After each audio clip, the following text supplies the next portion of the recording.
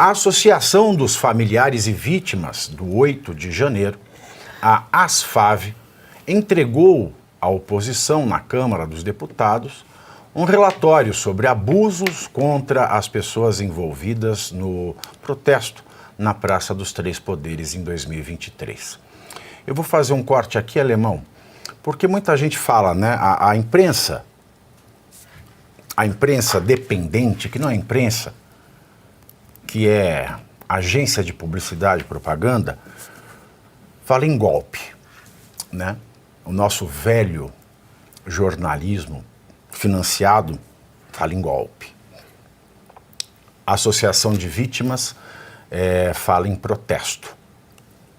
E muita gente usa diversas palavras para se referir àquilo que a gente viu no 8 de janeiro de 2023. Eu quero propor aqui, para este programa, para a gente chamar de insurreição. A insurreição do 8 de janeiro. Que eu acho que nada mais justo do que chamar aqueles que foram lá pela insatisfação com os desmandos que o Brasil tem de insurretos. Os insurretos podem ter cometido crime ou não. Isso é indiferente. Eles podem ter depredado, cometido crime e não podem. Não sei. A única coisa que pode dizer é o devido processo legal. Agora, por mais que eles tenham de fato cometido os crimes, sejam eles quais forem, uma vez que lhes foi negado o devido processo legal, todos, sem exceção, são presos políticos. Partimos dessa base. O material da associação descreve uma série de violações dos direitos humanos, com relatos de abusos psicológicos, maus tratos, tortura e até tentativas de suicídio na cadeia. Além disso, o dossiê cita má qualidade da alimentação na prisão, distribuição de água suja, falta de banheiro e limpeza e material de limpeza. Os documentos enviados pelas famílias estão em análise no gabinete do líder da oposição na Câmara, deputado Zucco, do PL. A ideia é criar uma comissão externa para apurar essas denúncias. Professor, olha o que a gente está vendo aí, não é mais do que a gente já sabia. Eu acredito que o Clezão, quando morreu nessas condições, ele devia ser um símbolo, como foi Vladimir Herzog. Aliás, muito maior do que ele, porque o Clezão era um pai de família que nunca fez mal a ninguém, nem tinha inimigos. E todas essas notícias nos fazem chover no molhado, porque o STF já havia acertado, e no mesmo dia que denunciaram Bolsonaro, o Palocci ele reafirmou que uma delação de um réu preso é uma tortura. Por quê? Porque uma prisão sem a finalidade estabelecida no Código de Processo Penal é tortura. Então todos nós já sabemos de antemão que todos são torturados. E nós vamos criar mais uma comissão para quê? Pavinato, meus cumprimentos a ti, a todos que aqui estão e a todos que nos acompanham. Primeiro, o que o deputado Zucco está colocando diante de todos é aquilo que nós já tínhamos a intuição, ou já tínhamos a certeza, ou imaginávamos que estivesse acontecendo.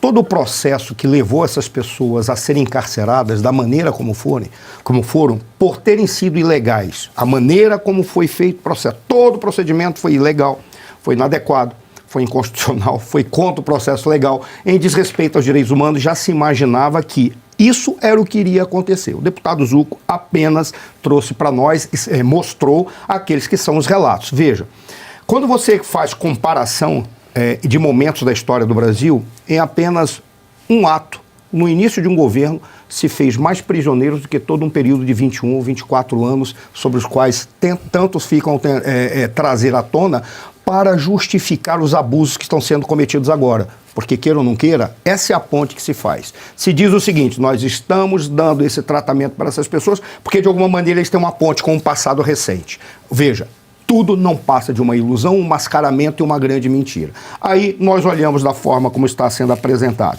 Parabéns ao deputado Zucco, que ele está fazendo essa manifestação. Mas isso não pode ficar apenas na manifestação do deputado Zucco. Professor, só uma visão, não é ele, né? É a Associação dos Familiares. Sim. Ele recebeu. Ele recebeu, mas o deputado Zucco levou adiante. Essa associação, ela está fazendo, perfeito, é o que se espera. A associação ela tem um dever, mas não basta só a associação e só o deputado Zucco.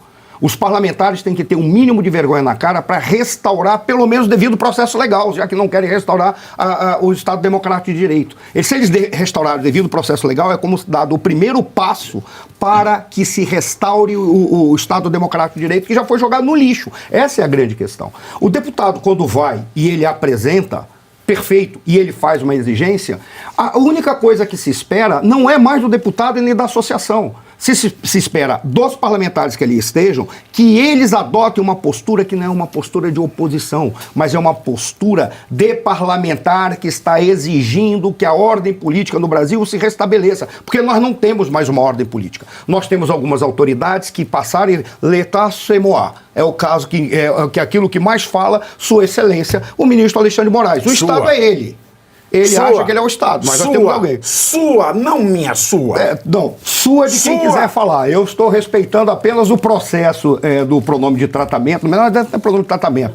Os protocolos. Estou respeitando apenas os protocolos, porque, queira ou não queira, a coisa chegou a um nível de mediocridade tão grande que muitas vezes eles não prestam mais atenção na substância, mas prestam atenção apenas na forma. Se porventura eu olhar para ele e falar, chamar ele pelo primeiro nome, é capaz de mandar me prender porque eu não estou respeitando.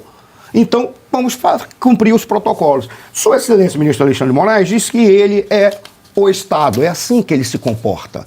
O Estado é ele, e ele se sobrepõe. Mas ele se sobrepõe com razão. Por qual razão? Porque não tem ninguém que possa fazer um sistema de peso e contrapeso, alguém que possa confrontar. Ele vive a lei da inércia da física. Não, por oportunismo. Por oportunidade, mas que seja. Oportunismo.